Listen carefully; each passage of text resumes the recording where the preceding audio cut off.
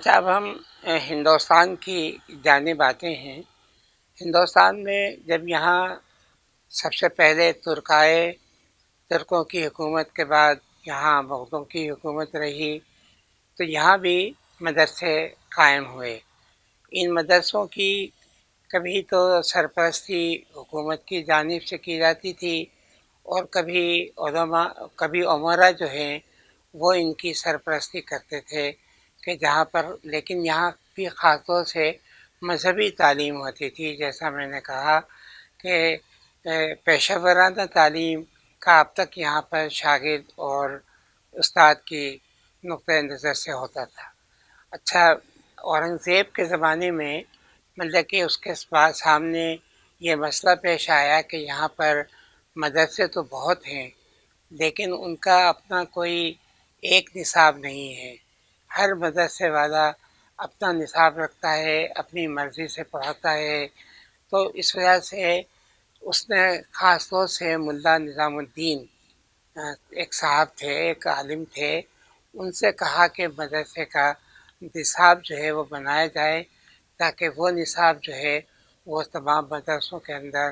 پڑھایا جائے۔ تو یہ مدرسہ درس نظامیہ کہلاتا ہے۔ یہ ملا نظام الدین تھے، انہوں نے بنایا تھا، اور اورنگزیب نے ان کے خاندان کو لکھنؤ کے اندر ایک کسی یورپی کا محل تھا، وہ ان کو دے دیا تھا، تو اس لیے ان کا یہ خاندان اب بھی فرنگی محلی کہلاتا ہے۔ یہ وہاں پر ملا نظام الدین اور ان کے خاندان کے لوگ جو تھے وہ رہتے تھے، اور درس و تدریس اور مذہب کی تبلیغ جو تھی وہ کرتے تھے۔ اچھا، ملا نظام الدین نے جو درس نظامیہ بنایا ہے، اس کی مطلب کہ اہم خصوصیات دو ہیں۔ مطلب کہ ایک، وہ دو قسم کا نصاب انہوں نے ترتیب دیا۔ ایک کہلاتا تھا منقول۔ منقول کا مطلب یہ تھا کہ اس میں طالب علموں کو قرآن شریف اور حدیث جو تھی وہ اس کی تعلیم جو ہے وہ دی جایا کرتی تھی۔ اور دوسرا کہلاتا تھا معقول۔ معقول کے اندر مطلب کہ خاص طور سے فقہ اور منطق کی تعلیم جو ہے وہ دی جاتی تھی۔ اچھا، اب یہ طالب علم جو منقول اور معقول کی تعلیم حاصل کرتے تھے، ان کی ضروریات سوسائٹی کے اندر مختلف تھیں۔ مثلا منقول کا یا قرآن شریف اور حدیث کا جو علم حاصل کرتے تھے، یہ لوگ مسجدوں میں امام ہو جاتے تھے، خطیب ہو جاتے تھے، مؤذن ہو جایا کرتے تھے۔ ان کا یہ کام تھا، یا مسجد میں جو مکتب تھا جہاں پر بچوں کو قرآن شریف پڑھایا جایا کرتا تھا، یہ وہ قرآن شریف پڑھایا کرتے تھے۔ تو یہ تو تھا جو لوگ منقول کی تعلیم حاصل کرتے تھے وہ۔ لیکن جو معقول کی تعلیم حاصل کرتے تھے، یعنی فقہ کی، منطق کی، تو یہ لوگ جو تھے وہ حکومت کے مختلف ملازمتوں میں جاتے تھے۔ مثلا مفتی، قاضی، محتسب اور صدر کے عہدے ہوتے تھے، یہ مذہبی عہدے ہوتے تھے۔ یہ حکومت کے مذہبی عہدے جو تھے وہاں جا کے جو مذہبی فرائض تھے وہ سر انجام دیا کرتے تھے۔ تو بڑے عرصے تک یہ درس نظامیہ جو ہے ہندوستان کے اندر مطلب کہ رائج رہا ہے، اور اپنی ضرورت کے مطابق یہ یہاں کے جو حالات تھے ان کو پورا کرتا رہا ہے۔ اچھا، کئی مدرسے تھے، مثلا شاہ ولی اللہ کا اپنا بھی ایک مدرسہ تھا جو مدرسہ رحیمیہ کہلاتا تھا، تو وہاں بھی مطلب کہ درس نظامیہ کی تعلیم ہوتی تھی۔ پھر جب یہ شاہ ولی اللہ آئے ہیں، اور یہ وہ وقت ہے کہ جب مغل حکومت جو ہے وہ زوال پذیر ہو رہی تھی، اور ایک طرح سے اس کا خاتمہ ہو رہا تھا، تو نتیجہ اس کا یہ تھا کہ اب جو معقول کی تعلیم حاصل کرتے تھے، یعنی فقہ کی، ان کے لیے حکومت کے عہدے اب باقی نہیں رہے تھے، کیونکہ حکومت خود زوال پذیر تھی، مالی حالت خراب تھی۔ تو اب وہ مطلب کہ ان مولویوں کو یا علماء کو سرکاری عہدے دینے کے قابل نہیں تھے، تو اس ضرورت کے تحت شاہ ولی اللہ نے پھر کوشش کی کہ یہ جو دو علیحدہ علیحدہ قسمیں ہیں، منقول کی اور معقول کی، ان دونوں کو ملا کے ایک کر دیا جائے، تاکہ مطلب کہ جو ایک ضرورت ہے اس کے ذریعے سے ہی مذہبی ضرورتیں پوری ہو جائیں۔ مثلا ابھی بھی مسجدوں کے اندر تو مؤذن کی، امام کی، خطیب کی، وائس کی ضرورت تو ہوتی تھی، تو اب محتسب نہیں رہے تھے، قاضی نہیں رہے تھے، مفتی نہیں رہے تھے، لیکن یہ کہ نجی طور پہ یا پرائیویٹلی اب بھی لوگ علماء سے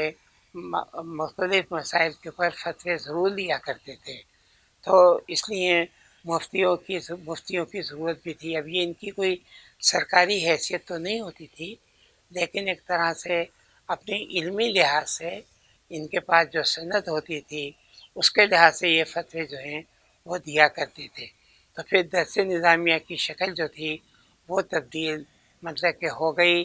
تاکہ سوسائٹی کے جو بدلی ہے اور سوسائٹی کی جو ضروریات ہیں ان ضروریات کے اندر نئے مدرسے کے طالب علم جو ہے اس ضروریات کو پورا کریں۔ دوسرا جو ایک اہم مسئلہ پیش آیا وہ یہ تھا کہ اب تک عمرا مطلب کہ مدرسوں کی سرپرستی کرتے تھے، یعنی مالی امداد بھی دیا کرتے تھے، خرچہ بھی پورا کیا کرتے تھے، تو اب ایک مسئلہ یہ تھا کہ ان کی مالی امداد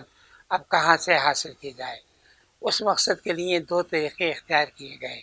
ایک تو یہ تھا کہ پبلک سے اپیل کی گئی کہ وہ چندہ دیں، اور کچھ لوگوں نے چندہ بھی دیا، لیکن چندہ ظاہر ہے کہ کوئی مستقل آمدنی کا ذریعہ نہیں ہوتا، کبھی چندہ زیادہ ہو جاتا ہے، کبھی چندہ کم، لہٰذا ایک تو چندے کے ذریعے یہ مدرسے چلتے تھے۔ دوسرا ایک طریقہ یہ اختیار کیا تھا، اور جو مجھے یاد ہے کہ میں ریاست ٹونک جہاں کا میں رہنے والا ہوں، وہاں جو مدرسہ تھا اس میں طلباء کے کھانے کا انہوں نے یہ انتظام کیا تھا کہ شہر کے ہر گھر سے شام کو طالب علموں کو کھانا جو ہے وہ دیا جاتا تھا، تو طالب علم اپنے اپنے مقررہ گھروں کے اوپر آتے تھے اور طالب علموں کو یہ کھانا جو ہے وہ دیا جاتا تھا۔ پھر جو شہر کے شرفاء تھے جن کے گھر بڑے تھے، وہ ان کے گھروں کے اندر ان کو رہائش جو تھی وہ بھی ان کو دے دی جاتی تھی، تاکہ وہ رہائش کا بھی کوئی مسئلہ جو ہے وہ نہ ہو۔ ٹوک میں مدرسہ خلیلیہ کافی مشہور تھا، اور اس مدرسے میں پڑھنے کے لیے لوگ افغانستان سے، وسط ایشیا سے اور دوسرے ملکوں سے بھی آتے تھے۔ یہ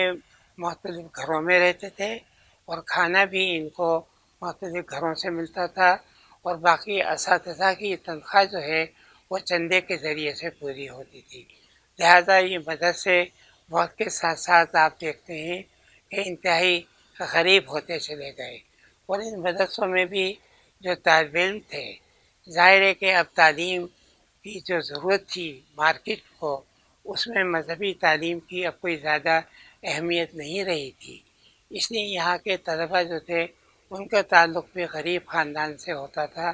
چونکہ یہاں پر کوشش کی جاتی تھی کہ طالب علموں کو بھی دو وقت کا کھانا بھی مل جائے اور ان کو پہننے کو کپڑا بھی مل جائے، تو بہت سے غریب والدین اس غرض سے اپنے بچوں کو